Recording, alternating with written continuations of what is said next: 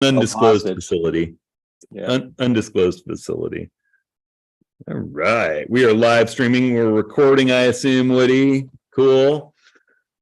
All right, everybody. Welcome. We're kind of getting people queued up here. I think we got a large YouTube audience today. And we are going to have some fun. We're going to take some questions. We're going to share some images from our Moab workshop. If you guys were watching YouTube last week, we put up some images from the Yellowstone workshop, which was awesome. And yeah, Rick has a couple quick announcements before we do that, I think. Well, one big announcement really is our next office hours will be December 5th. And that will be our gallery office hours. And so what we're asking for is your best photo of this year. And since we're doing it at the beginning of December, it can be from December 2022 to the end of November this year. And we'll put up the gallery soon with the instructions, but we'll also give away some prizes for some of the best images that we see that time. So, and I think that's really the only announcement I have. Yeah, we're going to be really busy in between then and now. We got a trip. We're off to Scotland to dial in some of the last details for that workshop next year before we list it. And we're going to be doing some work, a little project for On1 and some other things going on, ramping up for our print workshops this winter. So fun stuff ahead.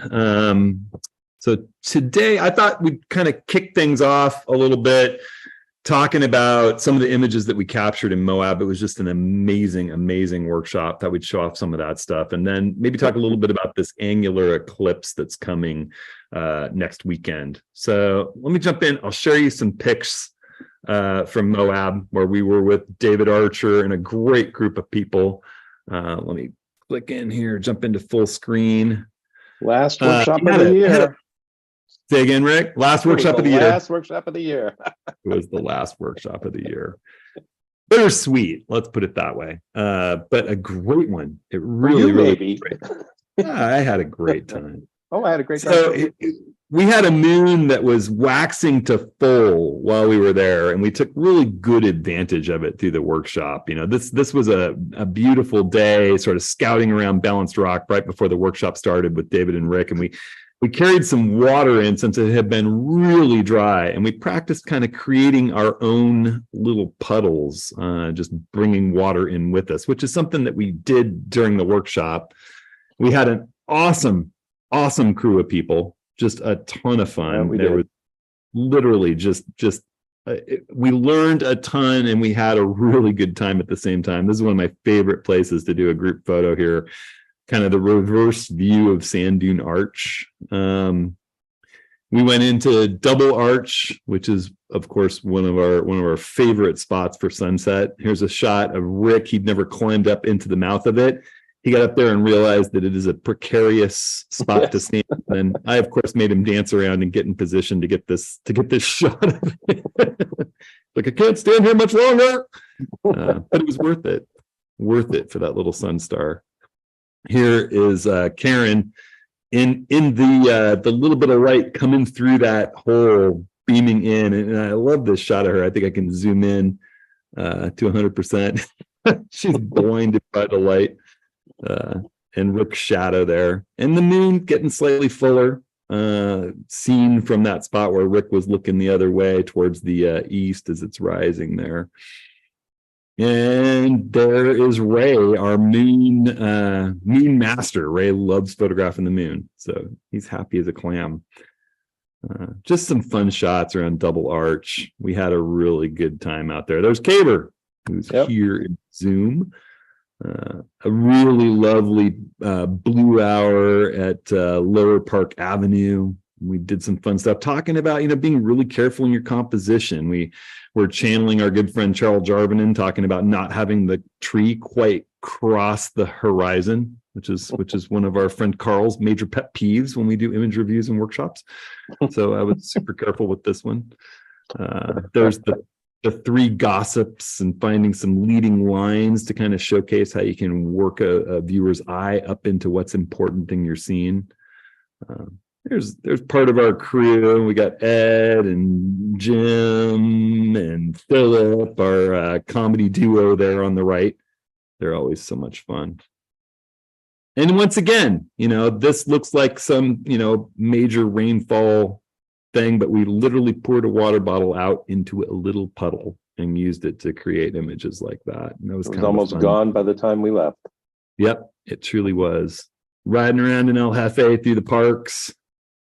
This was a really fun night. We spent some time before the workshop figuring out what night would be good to sort of shoot blue hour with a little bit of post-sunset light on the landscape and have the moon rising with the long lens. And we picked a location and got out there and nailed it.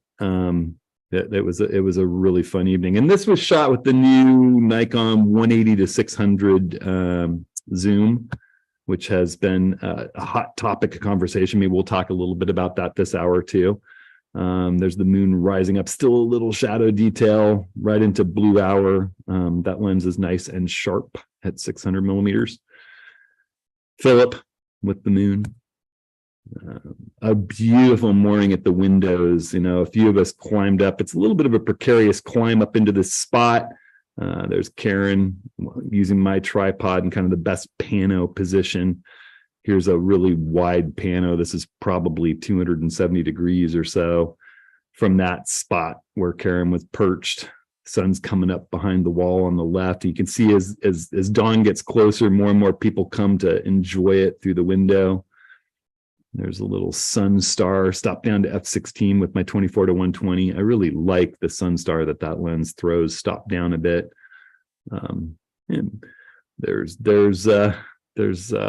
Jim enjoying a morning there at Turret Arch.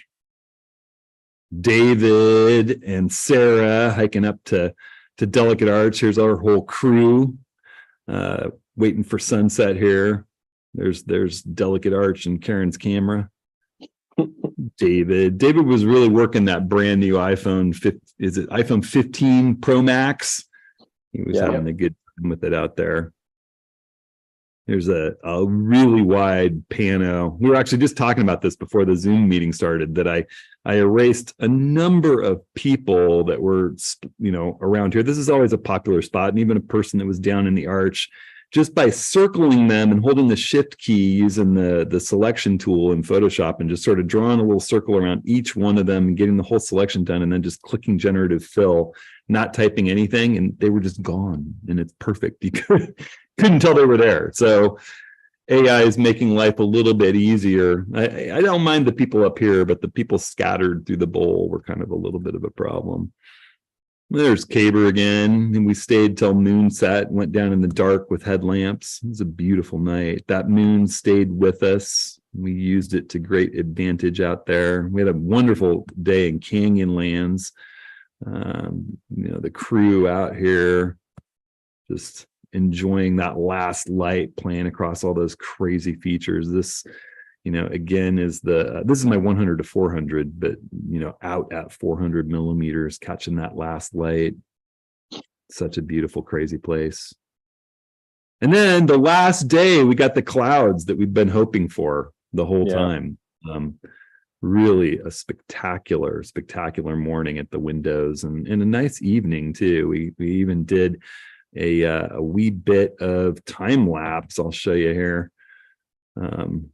I shot these frames with my Leica Q3, just set it into intervalometer mode, and it was a 1 second interval, half-second shutter speed. It was, those clouds were just flowing through Double Arch so fast that morning in the windows. So it was, to not put too fine a point on it, just a spectacular trip. We really had a good time. Yeah, we really did. We've had a lot of great workshops in Moab, but it was just a great crew and a really lovely time. It was fun. Yeah, it was a great way to end the year, Yellowstone and Moab. It was. And I had a good time with this lens, which is going to go off to our aforementioned friend Carl who expressed a great desire for it. And given that I have the 100 to 400, a 1.4 teleconverter, and the 800, it's a lens that I don't see re-rigging my bag to fit very frequently. So Carl spoke for it, and I think I'm about ready to package that up and shoot it off to him. But it is a surprisingly sharp piece of glass. I mean, for the price, it's astounding. You've probably been hearing about it from multiple sources, just how sharp this lens is. It's super sharp. I don't love its handling and its form factor, its size, and I absolutely can't stand its rickety collar system for such a big lens for the foot. So I've talked to Jeff Kirk. He's definitely making something that'll be better. But it's a stellar performer for the price, that's for sure. Yeah, it's just heavy. It is. Just shooting with it that little bit at Yellowstone Falls, I was like, boy, I would not want to carry this lens around all day. It's balanced oddly. It's more front heavy than, I'm just getting used to all these new lenses that have all the weight in the back, and it makes it really easy to handhold them. So yeah. We have decided, just as a quick announcement before we jump into questions, though, that because of this lens and the demand for it and its 95 millimeter filter threads, and because of the number of people who shoot with the 14 to 30 millimeter lens instead of the 14 to 24, the much more affordable and also awesome 14 to 30 and compact little lens, that we're going to be carrying 95 millimeter case filters, and we've already got those in the store. So those fit natively on this lens with just a 95 millimeter ring. We also have 95 to 112 millimeter adapter ring for those of you who already have 112 millimeter filters and want to use this lens. So, in 95, if you don't want 112 millimeter filters, if you want something a little cheaper, a little smaller, although they come in exactly the same size case, they're a good fit for that 14 to 30. It'll avoid the vignetting you might get with the native 82 millimeter filter thread. So, hey, Hudson, since we're talking filters, just one came up on YouTube. How often do you find yourself using a circular polarizer? I use a circular polarizer a lot. I use a circular polarizer to control reflections on the surface of water. I use it in wet forests to just cut through the reflectivity on the leaves and trees and moss, so that you'll just suddenly see the color come through, whereas that glare, the reflectivity of those wet surfaces kind of create like a white sheen that you can just cut through, and all of a sudden that wet forest becomes this green, enchanted sort of place. I sometimes use it to just pop contrast in the sky, but I'm careful about doing that at extremely wide angles. And there's other times where I just need to slow down my shutter speed a little bit. Say you're photographing, a waterfall in a cloudy forest situation or a canyon, and you can almost get to a half a second for that shutter speed that you want, but it's, maybe you're out at an eighth of a second or a tenth of a second. Throw the polarizer on, boom, you're at a half a second. I use it in lieu of a 2-stop neutral density filter. All I carry is a circular polarizer, a 3-stop, 6-stop, and 10-stop. So use it a lot. Well, should we talk about the eclipse? We've got an eclipse coming up this weekend, don't we? We do. The eclipse is coming. Well, not this week. It is this weekend. Holy cow. It is this weekend. Yes, I'm pretending that it doesn't exist, because there's no way that I could drive to the Oregon coast and back and still maintain my healthy relationship with my wife. Yeah, and then get to Scotland next and then go week. to Scotland. Yeah, but Well, but we've had a number of people asking, sort of tips and tricks. This is not a total eclipse. This is a annular. Is that right? And to make it clear, it is, the moon is getting directly in the path of the sun. If you're in the right portion of the country, it goes down and starts in southern Oregon or central Oregon and scoots all the way down through Texas. But the moon is a little bit further away from us than normal, and so it won't completely eclipse the sun. You'll still see a ring of the sun around the black center if you're in that path of, angularity, I guess you would call it. I don't know. It's not a path of totality, since it's not a complete and total eclipse like we're going to have next spring when we're going to be in Mazatlan with Ken. Ken Mueller is going to be there with us. I see you sitting there, Ken. That's going to be a good time. So to shoot the angular, you're not going to have that opportunity when the eclipse is as total as it's going to be to take off your glasses and take the filter off your camera like you would in a total eclipse. In a total eclipse, the moon is closer, the sun's completely hidden behind it. You just have this crazy aura glow around a black circle in the sky. Everything gets cold. It's sunset, 360 degrees. You can take off your glasses. You can take all filtration off your camera. It's nuts. With the angular, you still need to keep your glasses on to look at it. You still need to keep your filtration on, especially if you're working with a long lens, photographing it or leaving it set in your viewfinder. I did a video and I put it actually in the top of the chat link here on Zoom. Darren, you can throw that up on YouTube. I did a video a few weeks ago, maybe a month ago, about the difference between angular and total eclipse and some tips and tricks for photographing it. There are people who are going to say, oh, you have to put a solar filter in front of your camera to protect it from shooting into the sun. I think that's a bit of hogwash. Most of the people I've read that are experts say that 16 stops in neutral density can let you sit focused on it with the long lens.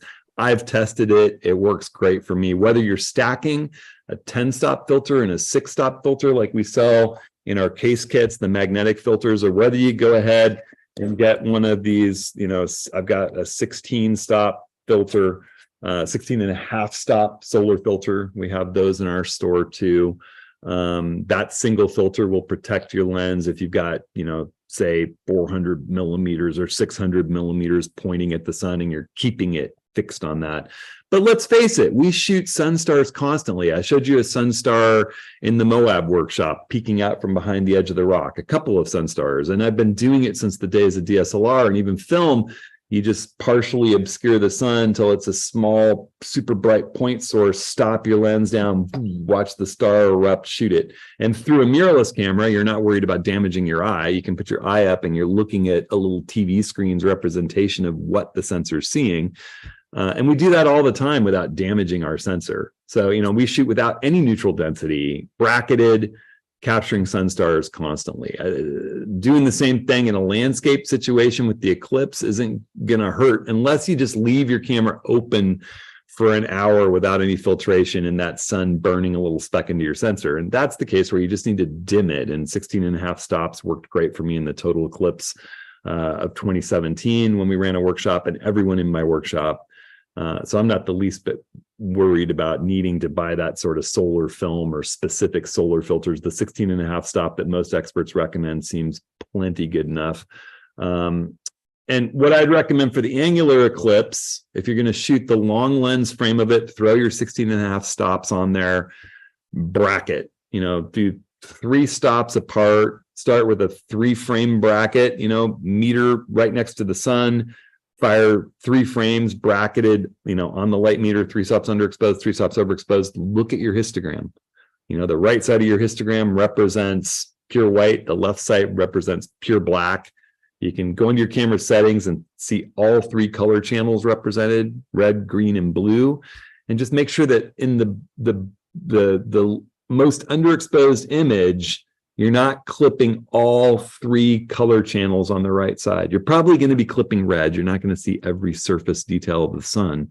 But as long as blue and greens tail off before the edge of the frame, if you're clipping highlights and shadows still completely on both sides of the histogram, bracketing 3 frames, each of the frames, the overexposed image still has black up against the left side of the histogram, has the color channels up against the left side, and the underexposed images still have color channel up against the right side, well, then go to 5 frames bracketed 3 stops apart. And then you're going to be easily able to combine those in post. They're going to be a fast shutter speed, even at 16 and a half stops in neutral density. So that's my suggestion for that. For the landscape shot, it's the same thing. Bracket. bracket and check your histogram. You're going to have a little spike that's the sun in a landscape, like a wide angle scene. Say you've got a mountain and the eclipse happening behind the mountain. If you're shooting the direct shot of the sun, it's going to be a big spike of, because the sun's a major part of the scene. And just think about that. Look at your histogram, know how to read your histogram and bracket, and you'll know whether you're getting the data that you want or not. Rick, do you have anything to add to that? No, I don't. Although it's funny, during the last two workshops, this whole idea of bracketing, people seem to get, but the second part, we're going in and looking at your histogram afterwards to make sure that you've got sort of what you need for everything. A lot of people just don't do that. They just figure, okay, I bracket once and I'll get enough. And sometimes you really do have to keep going to underexpose. Your shot on the meter, should be a little bit underexposed, or even sometimes a little overexposed, although most of the time it's underexposed. That's something we talked about in the image review in Moab, and I showed some examples exactly, because every now and then, I'll set up and I've just got my matrix metering and it's a backlit sunset scene with a shadowed foreground. Let's say the sky is super bright. Maybe I'm trying to get a sun star in it, and I bracket 3 frames. And my meter's a little confused. The meters are amazing now, but that's a complicated scene. And the meter might start out a little too overexposed, worried about all that dark foreground. And so when I shoot the bracketed set and I look at the histogram, my underexposed frame, the one that's 3 stops underexposed, I still am blowing out highlights. And then my overexposed frame, all the shadows are up in the midtones. There's nothing in the blacks and shadows. And I think to myself, oh, all I need to do is start with a 1.5 stops underexposure and then bracket 3 stops apart. So instead of 3 stops underexposed on the meter, 3 stops overexposed, I'm going to go 4.5 stops underexposed, 1.5 stops underexposed, 1.5 stops overexposed. And boom, all of a sudden I look at the histogram and I've got that overexposed frame has beautiful shadows starting in the shadows, moving up through the midtones. The middle exposure, it has blown out highlights and quite a few shadows. And then the overexposed frame, maybe I said that backwards. The overexposed frame has the beautiful shadows. The underexposed frame has the highlights inbounds. You just got to look at it. That underexposed frame should have good highlights without blowing out to the right, but its shadows are going to be all, messed up. And the on the exposure meter, probably going to be blown out on both sides. And then the overexposed frame is going to have beautiful shadows, but the highlights are gone. And that's all going to get blended into one linear raw-like file that has all that exposure information to work with when you're pulling your sliders. All of a sudden, the shadows are recoverable without noise. The highlights are recoverable without losing detail. You get all the benefit of all 3 of those frames blended into one. Yeah. I think the other thing that people were doing that we talked about in both of the workshops was that people were using their screen on the back instead of going and looking through the viewfinder. That was a revelation to a couple of people, where it's like, if you're really looking at your histogram and your image in the viewfinder, as opposed to that screen on the back, you get a lot better understanding of where the tones are distributed in your different images and whether you need to continue to underexpose or overexpose. I think it makes you focus and pay attention. The world isn't distracting to you around your camera. I think it's particularly important. This is a quick tip that we're going to be sharing in a video in a couple of weeks, but particularly important to look at the clean view of your image without the histogram or any information on it at all. Know how to get to that clean view where there's just your image and look at it through your viewfinder. So you're just focused in looking at it. It's darn near as good as looking at it on your computer screen at home. And you can say, ooh, why do I have the parking lot down in the bottom right corner? If you're hitting play and you've got all the exposure information and metadata displayed on top of your image, and you're looking at the screen and you're seeing your feet and all the stuff happening around you on the back of the camera really small, you're not likely to notice that the parking lot is under the aperture and shutter speed on that little thing on the screen. If you hit clean view and look through your viewfinder, you'll be like, ooh, I messed up that composition. I need to recompose. Move your fluid head a little to the left, tilt it up a little bit, gone parking lot. So. Okay. All right. No questions on any of that stuff over on YouTube, Darren? All right. Well, the other, the big thing that happened while we were away was Nikon announced a new camera. Well, they also announced Yeah. a new lens. We'll talk about that. But the ZF, and Mhm. as a Sony guy, I have to say that the ZF is the first Nikon camera I've seen in a while that I was like, I like that one. Which is But funny because I got an email from our friend Al, who was like, this really upsets me. Why are they launching this camera instead of the one that I want, which is a more direct lineage of the Z6 with the controls that I want and maybe a little more megapixels and 3D autofocus. And that's a legitimate complaint too. I'm excited about the ZF. I can't wait to get it in my hands. I wish it was arriving before I leave for Scotland, but it's not. I think it looks like a really great final use of that just wonderful low light 24 megapixel sensor that they've been using since the original Z6. It's a great sensor. I think the retro design looks beautiful. One of the last cameras that I sold from the film age that I sort of regretted selling to this day, and I occasionally even look at them on eBay, was my Nikon FM3A, which was designed to kind of look like the FE2, and this camera looks like both of them.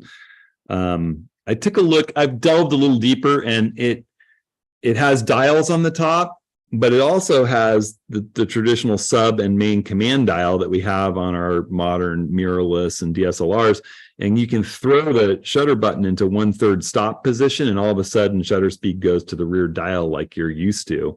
It can control pretty much like a standard, Z6, Z7, but it doesn't have as big a grip. They're solving that with a collaboration with Small Rig, and I'm sure people like Kirk and other people will be putting other, L brackets out there. I don't know. I think it's an exciting looking camera, and the more I've been using my little Leica Q3, the more I like working with dials. And the fact that you're looking through a digital viewfinder and you see your exposure information, it's pretty easy to turn that dial the same way you would a command dial. But it's also like you can lock it, and I don't know. I like it. I love having exposure compensation on a dial back there. I think that's great instead of having to push a button and turn a dial with 2 fingers. It's beautiful. It looks like it's going to be a blast. And I actually ordered, I couldn't help myself. I got a nice, very lightly used copy of Voigtlander's 51.0 that I loved so much when I tested it. And it's just waiting to mount on that camera and have that manual focus and manual control ring. And one of the things that I thought was exciting that I read about and I can't wait to test out is that it has eye detect manual focus, which sounds crazy. Like what is eye detect manual focus? But for these vintage Nikon lenses, for some of it, I have an old AIS 105 2.5 lens that I love too, and I'll put on the FTZ adapter on that.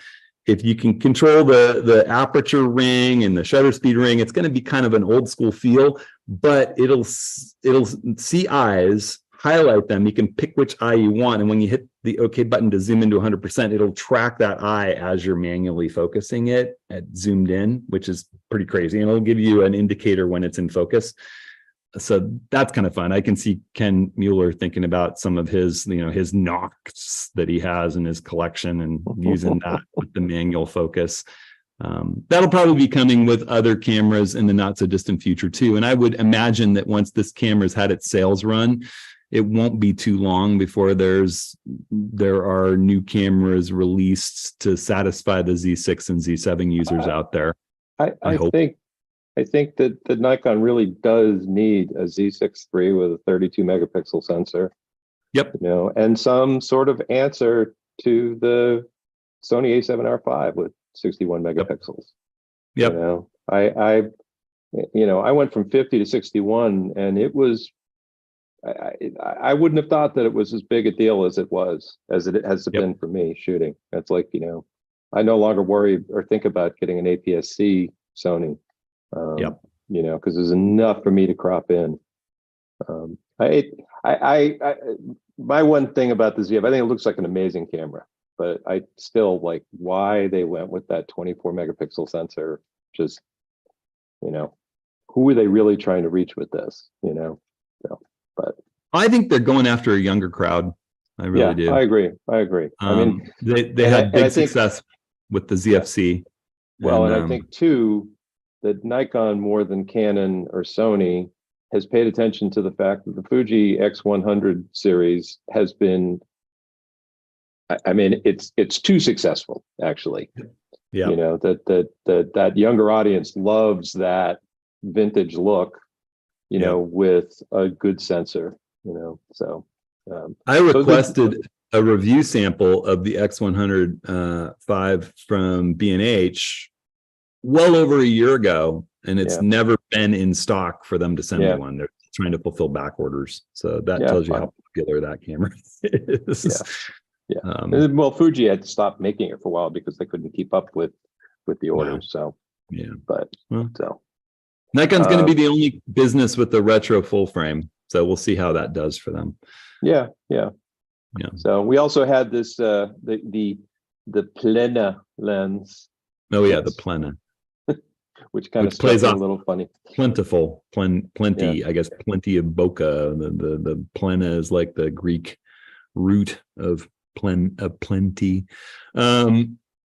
Rick really thought it was going to be a play on planar while we were out on the workshops, and when they were teasing it, no one knew what it was.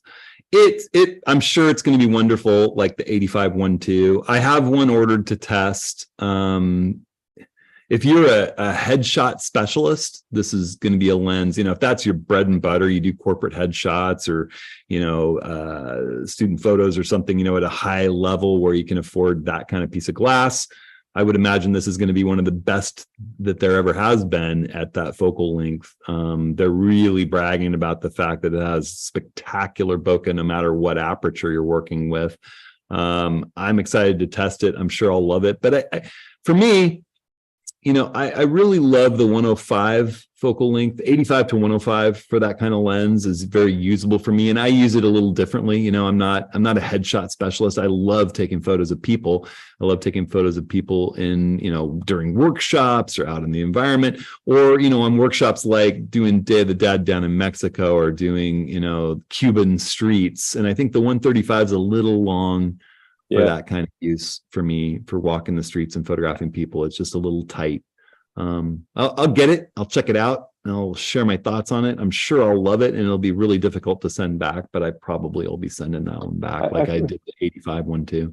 What was the price on it? It was over $2,000, right? I mean, it was not a cheap lens. It wasn't a cheap lens, but it wasn't out of touch with the other, you know, 1.2s and the you know, it wasn't as expensive as the Noct, that also gets the cursive writing. You know, it's definitely a special edition. It's the yellow cursive. There you go. All right. That's pretty much all we had. Rich Horn says it's 2,500, and Paul Bosker says he loves his 85-1.2. The 85-1.2 is a lens to love. It really is. If I didn't have the 105-1.4, I would absolutely have kept the 85-1.2. I loved it. I like 105 just a little bit better as a focal length for the kind of stuff I like to do. You can be just a little further from your subject, and I, you know, it's still such a stellar lens, and it behaves so well. And adding eye detect autofocus to it with the Z9 just makes it crazy. So yeah, I didn't feel the need to switch. Yeah. And it's smaller and lighter, so there's that too. Sandy asks if you've got any opinions on the new Z9 firmware. Have you had a chance to run it? I haven't even installed it yet. You know, we just got back from the lab. I read about it. It gives you airplane auto detect, or it gives you airplane autofocus like the Z8 has had since its inception, and it adds a new bird mode. I haven't felt any lack of quality with the bird detect autofocus with it without that, but I'm sure it even improves it more. David, have you played with it at all yet? Has David got it unmuted? Yeah, I have a little bit. It does seem to be a noticeable improvement in birds catching the eye, being a little stickier. Cool. Yeah, that's awesome. That was one knock that, you know, I mean, I haven't shot birds quite enough with this to compare it to my 100 to 400 and 800, but I did read a couple of reviews of the 180 to 600 that said, you know, while it holds focus really well, it's slower to find focus, particularly on a fast moving bird in flight, than either the 100 to 400 or, you know, the 400 4.5 or the big exotic, like your 400 2.8 TC or the 600 4 TC or the 800 PF that I have, which are crazy fast. Tom Hogan said that about the Tom 600 in his review, but Tom Hogan I said don't. that. It's fast on the 180 enough. to 600. That's the thing. I've been hearing all about this year during the workshops.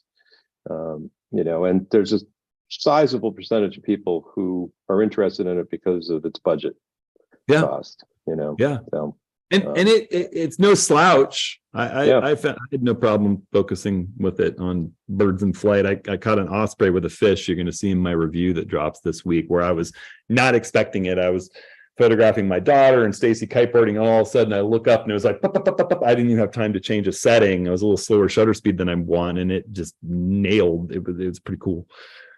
You'll see. So okay.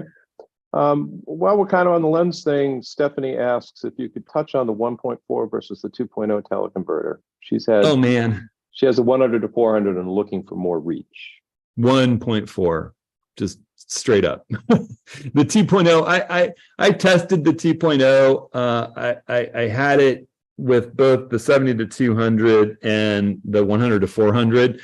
And I might have kept it if I was keeping the 70 to 200. It performed pretty well. That lens is faster, and the images looked good out of it, but it was not great with the 100 to 400. It slows it down so much. It puts it at such a narrow aperture because you're starting at f4 to 5.6, and it just makes it very slow autofocusing. You can get a decent image out of it, but the 1.4 is great on it, and that's going to be the case for most lenses that you use with it. I think the 2.0, I wouldn't use with very many lenses, except, maybe in a pinch, the 70 to 200 S and the 400 4.5. Okay. All right. Let's see what other questions we had. I guess while we're still on lenses, Brian, our good friend Brian from Yellowstone, asks, what focal length lenses do you prefer for infant and candid small child photography?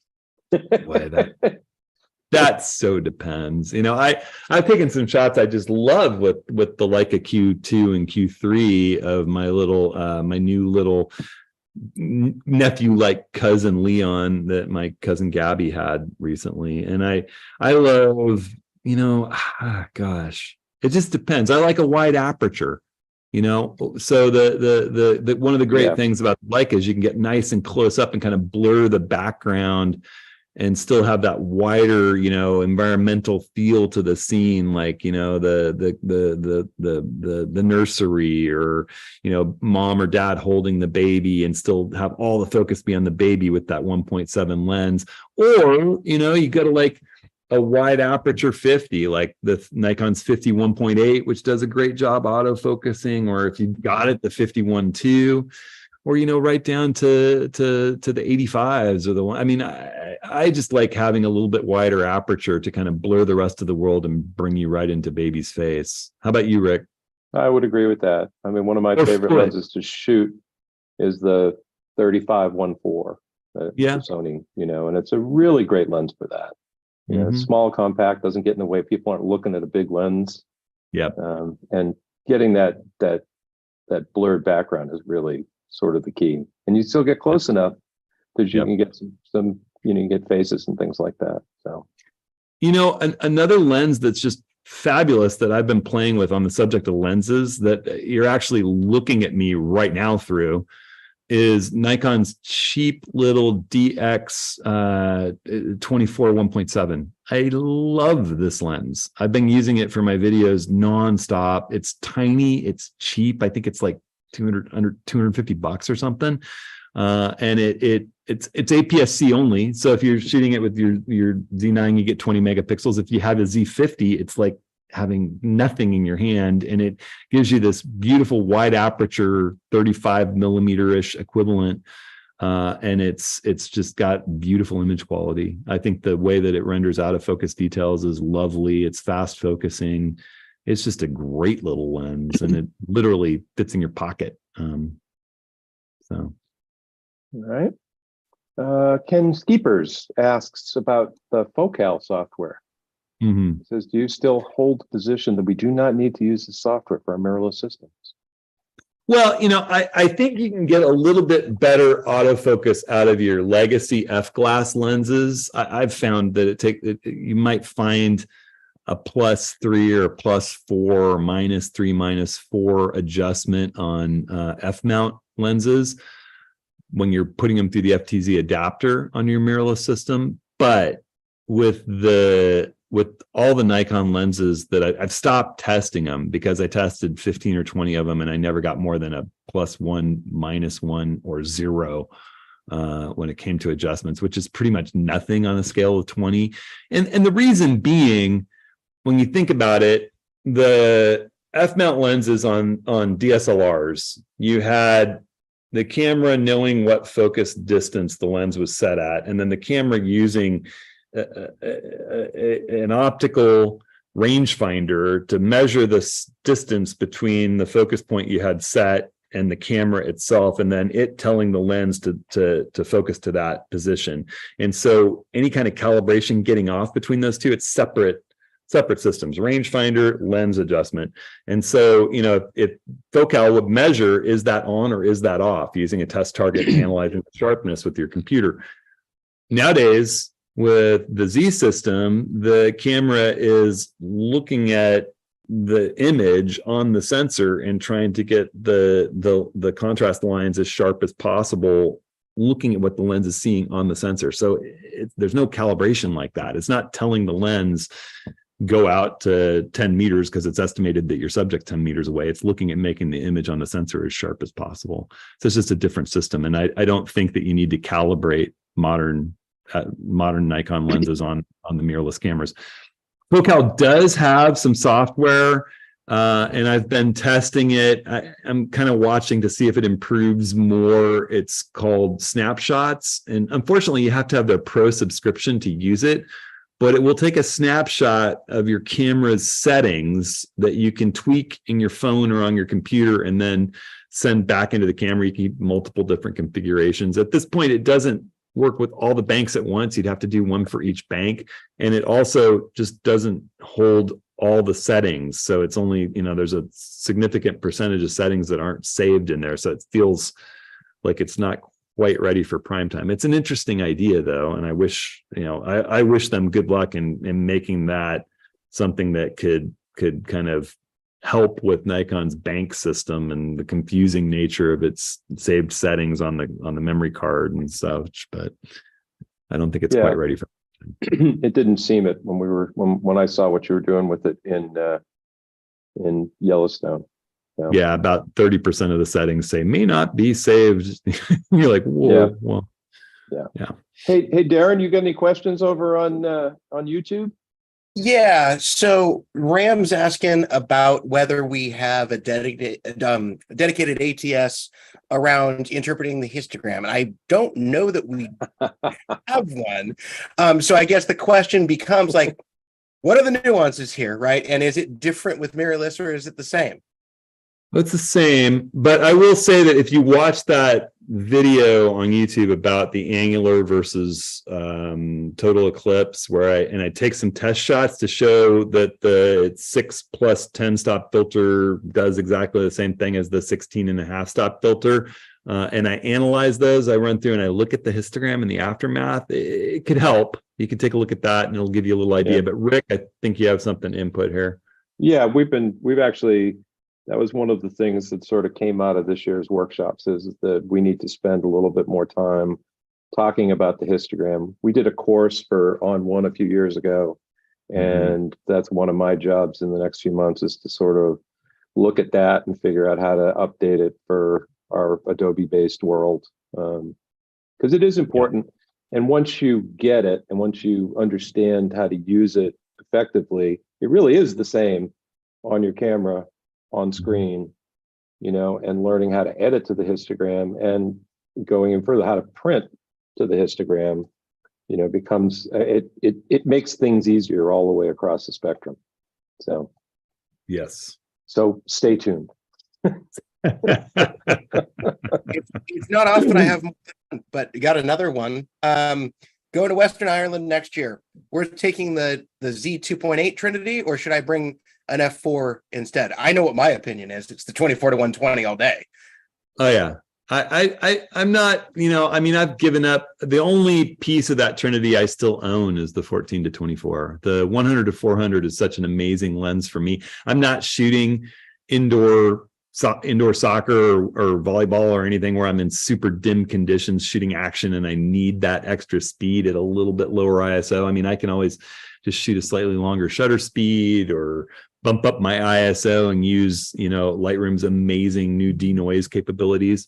So, and I love the reach of 100 to 400. So that's replaced the 70 to 200 in my bag. And the 24 to 120 is amazing. It throws a beautiful sun star, it's sharp, and it gives me 50 more millimeters of reach. For me, doing what I like to do, especially traveling on a trip like that, the 100 to 400 and the 24 to 120 cover, that with the 14 to 24 or even the 14 to 30. I think the F4 lenses are better than the old F-mount 2.8s ever were. And those made me very happy in the day. So You bring in the 14 to 24 with you on the Scotland trip, though, correct? I am. Are you still not I sure? love the 14 to 24. I love ultra wides though, and that lens is just, it's not the 2.8 part of it for that lens for me. It's the way that it renders contrast and edge to edge sharpness.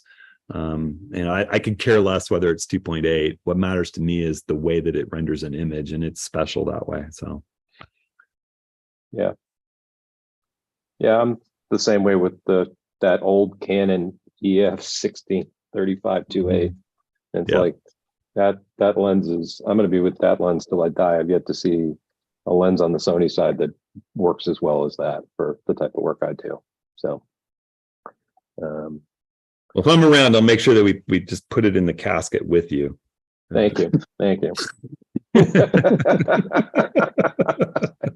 Anything else over there, Darren? Nothing jumping out yet. Okay. I think that we had a similar question from Pam asking, she's going to Yellowstone in January. What wide angle lens should I buy for my Z8? It sounds like either that 14 to 24 or the 14 to 30. Is that it? Yeah. Great I mean, choices. I agree completely. I mean, on the Sony side, and I believe on the Canon side as well, these F4 lenses that they're putting out right now are just amazing. There's a Sony announced the Model 2 of their 20 or 70 to 200 F4 that's smaller, lighter, and has macro capabilities, and it's about the same. It's a little bit cheaper than the first one, I believe. And it's like, I'm dying to test that lens. I don't need it, but it sounds amazing. And it's like, the idea that I need to have a 2.8 is just, it's just not there anymore. Does it have better than this wonky collar system like the old one? I don't know. I'm actually hoping that I can test one at some point, because it's cool. the one sort of zoom that Sony's announced recently that I'm like, that could be a really great lens. So anecdotally, when Canon came out with the 100 to 400 f4, I just remember, both John and Eva, my retired Nat Geo power duo pair of kind of mentors, and Art Wolf, who I did some stuff with back in the day. They were all like, I'm done with my 70 to 200 2.8. I've got this amazing f4 ISO, so much better than it ever was in the film days I came up in. And I get the same reach I get twice as much reach with the same amount of weight and just as good an image quality. It's like, all hail the 100 to 400. So the other thing we talked about talking about kits, and I'll just say, for you can speak to Sony a little bit, but for the Nikon crowd, I really think that we just talked about it. For me, that 24 to 120, 100 to 400, 1.4 teleconverter, I think that's one route. And then you choose whether you want the 14 to 30 or the 20 or the 14 to 24. For me, I love that 14 to 24. I think a whole nother route is the 24 to 200, which is way better than it has any right to be for a super zoom. I mean, when I tested that version of Charlie Johnson's, I was kind of blown away by it. Paired with this 180 to 600. I mean, that is an incredible deal if you're in the full frame world. If you're on a little bit more of a budget and you don't want to carry as much stuff, that 24 to 200 plus this, and then you can choose if you want an ultra wide, the 14 to 30 fits with that kit really, really nicely. And none of that breaks the bank that badly. If you're really on a budget, I've often, said, and I don't feel like very many people listen to me because full frame's just kind of where all the marketing is, that the APS-C system of lenses is just ridiculous. The kit lens that they sell with the Z50 and I think with the Z30 is just incredible. The little 16 to 50, it shoots beautifully into backlight. It doesn't ghost and flare. It's got nice sharpness. It's a really nice little APS-C lens that's tiny. And then the 50 to 250, which gives you the equivalent of 75 to 350 is just, or 375 is just incredible. A really nice sharp zoom, and you can get that whole kit, a Z50 and those two lenses for under $1,000. And then you've got, some cool new lenses like this 24 1.7 that I'm shooting this with right now that I adore. And then, you've got the Voigtlander made that great APS-C lens, the 23 1.2. That's just crazy. That's more expensive. But I mean, there's a lot of aftermarket companies making lenses now for the Nikon APS-C system. And I think that's because they had great designs for Fuji. And then they realized, ooh, this Nikon Z system has legs. We're going to adapt those lenses into the Nikon world. And now people are making lenses dedicated. And what Nikon's put out has been great too. But that 24 1.7 is amazing. So those are some kits I would think about. Yeah. That Rob asked a question, about Tamron and Nikon. He says, what are your thoughts on some of these third-party lenses from Tamron specifically? You're loving the Voigtlanders. Yeah, well, the Voigtlanders are special, especially this one, the 51.0.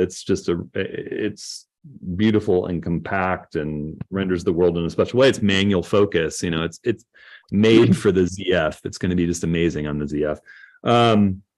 I think, I've tested some lenses. I have a lens right now that brand new, just released today. I think the Laowa 8 to 16. And I'm not in love with it. I'm going to talk to them about it. I've got the brand new special edition Viltrox 75 1.2, which is for APS-C. That's kind of the equivalent of a 105, and it's fabulous. I love that lens. I'll do a video about that soon. That's another great one for the APS-C line. I think the companies are making some interesting stuff. I don't know about Tamron in particular. I think Rob kind of in that question, he talked about they're collaborating now with Tamron. That's a little less true. What those lenses that Nikon came out with, like the 20, was it 24 to 75 and then the other one, those were Tamron designs that were made for the F mount and sold under the Tamron label for the F mount, but Nikon was involved and owns some of the patent somehow. So they were able to just add a little extension to them to make them fit Z and sell them as a more affordable option. They're fast, they're wider aperture, like that's a 2.8, that 24 to 75, I think. I had that Tamron lens for the F mount long ago, and it was way better than you'd expect, for a budget lens, and it was fast. I don't think they compete with the other Nikon glass. It was just a way to that they already kind of had that stuff back pocket, easy to adapt. Let's sell it to people that have bought, a full frame camera, but have a real budget limitation on lenses and want something fast. So I think they're fine, but they're not quite competing with the other Z glass out there that Nikon's making. I'd agree with Viltrox's original offerings for the Z, I didn't love. The first Viltrox lens I've really loved is this 75 SP, I think they call it, but it's for APS-C. Most of the lenses coming out from third-party makers are for APS-C, which is interesting. So we'll sort of see where all that goes. Yeah. Speaking of lenses, does it matter that Nikon's dropped their lens roadmap? They said they're not going to update it. Nikon took so much flack for not having lenses for the Z system, even though the FTZ adapter worked great with this incredible stable of glass that so many photographers had during the transition. I think they have more than filled that out at this point. There's so many choices. It's kind of ridiculous. You want a 400 millimeter lens? Well, do you want the 100 to 400? Do you want the 400 4.5? Do you want the 400 2.8 TC? Do you want the 180 to 600? Like, I mean, they're there. I think they can start surprising us from this point on, like most camera brands. I think they needed to put that roadmap out there to show a commitment to the system and that things were under development for people who were just switching over, but that time is kind of past. Yeah. Yeah, Sony did the same thing. I mean, they were updating the roadmap fast and furiously when the A7 series first started coming out, and they've kind of backed off on that. Every once in a while, DP Review would get a sneak peek at their lens roadmap, but I think it's less of an issue for all of these guys. And these days, Nikon Rumors you're going to know, like we know that there's a 600 PF coming any minute. Right. Yeah. Okay. Paul asked if you use a cage for video shooting on the Z9 when you're hand holding. You don't use a cage, do you? I sometimes use the cage here in the studio just so that I can fit my, wireless lav mic receiver and my monitor and, that kind of stuff. But not in the field, really. I mostly when I'm working in the field with video, I tend to be on a fluid head. If I'm going to handhold and do video in the field, I have a little Z30. You're looking at an image from the Z30 right now. And that thing's so handy and so small. And I love that its screen flips out for any orientation I need and the grip's fine with it. So yeah, I use a cage mainly for just attaching things in the studio like monitors and mics. Okay. We had two questions that you really can't answer. I can kind of answer, which were, people asking about the new version of On1 Photo Raw. It hasn't shipped yet. I'm working on the user guide right now for it. The things I can say about it, they've got a whole bunch of really great videos on their website about the new features. The big sort of thing that they talked to me about earlier this year when they gave me their roadmap was that they were trying to improve performance, reduce the number of bugs, and make the UI a little bit cleaner. And I think they've done a really good job of all of that. They told me that too, and that made me happy. Yeah, it falls behind in some of the automated masking stuff that we've seen from Adobe, especially. Yeah. But as I tell people, Adobe's got more engineers than God, and all these other companies are fairly small. And the masking tools that On1 has, which they're not changing, are pretty good for creating complicated masks. They are. So, I think if you're an existing user, either you've been using the last version or you're 2 versions back, this will seem like a pretty significant upgrade to you. For me, the stuff that's always been the issue with On1 has been I can't live without the library module in Lightroom. That's the thing that keeps me there. I think that, one thing that On1 did do in 2024 is they've improved their sort of highlight recovery, which was a small thing that you'd see on certain images. So, but, I still think there are a bunch of good guys doing good stuff. Oh, they're wonderful people. Yeah. Yeah. So they care. Yeah. All right. Did you want to say anything quick about Sony kits or no? No, I don't think so. There's the one Sony person in the group can send me an email. Hi, Tony. Oh. Sorry. I owe Tony an email too. Yeah. So, but anyway. All right. Well, here we go. We've wasted another hour of everyone's time. Find that favorite image of yours and get it ready for the gallery. Or work on taking it. You still have work on capturing it. Yeah, and we'll talk about it more. We'll talk about it in the upcoming ATSs and things like that. So, and thanks to everybody for tuning in. We appreciate it. Thanks, guys. We'll see you in a bit. All right, take care.